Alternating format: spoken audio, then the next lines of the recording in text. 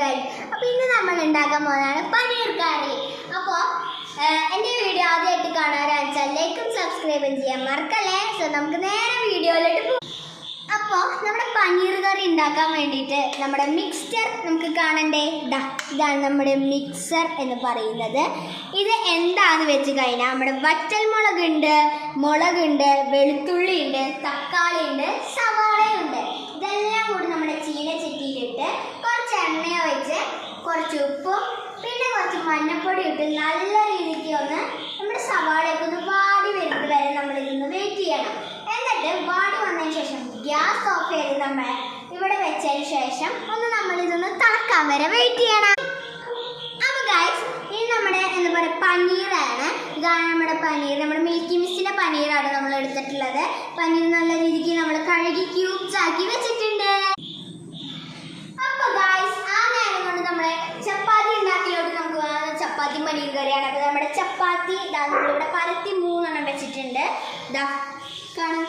അപ്പോൾ നമ്മുടെ ചപ്പാത്തി ഇനി റെഡി ആവട്ടെ. അതുവരെ എല്ലാവരും വെയിറ്റ് ചെയ്യണേ. അപ്പോൾ ഗൈസ്, നമ്മുടെ ചപ്പാത്തിക്ക് എന്താ പറയുക ഇങ്ങനെ പരത്തി വരുമ്പോഴേക്കും നമ്മുടെ ചപ്പാത്തിക്ക് നമുക്ക് ചുട്ടെടുക്കാം. അപ്പോൾ ഗൈസ്, നമ്മുടെ ചൂടായി വന്നിട്ടുണ്ടെങ്കിൽ നമുക്കിത് അരച്ചെടുക്കാം. മിക്സിയിലിട്ടിടാം.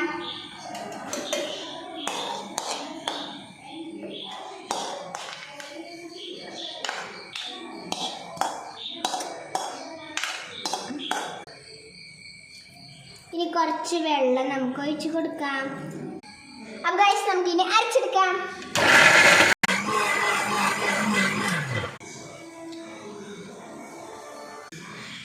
അപ്പോൾ നമ്മുടെ അരച്ച് വെച്ച ബാറ്റർ ഇവിടെ റെഡി ആയിട്ടുണ്ട്. നമുക്കിത് നമ്മുടെ ചീനച്ചട്ടിയിലിട്ട് നന്നായി ചൂടാക്കി എടുക്കാം. ഗൈസ്, നമുക്കിനി പനീർ ഇട്ട് കൊടുക്കാം.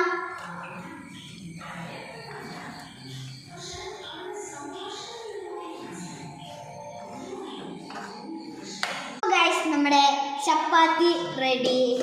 പിന്നെ നമ്മുടെ പനീർ കറി ഇവിടെ സെറ്റായിട്ടുണ്ട്. ഇനി നമുക്കിത് സെർവ് ചെയ്യാം.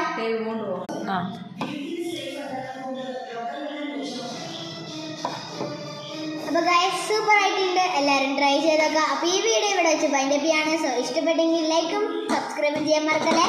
ബൈ.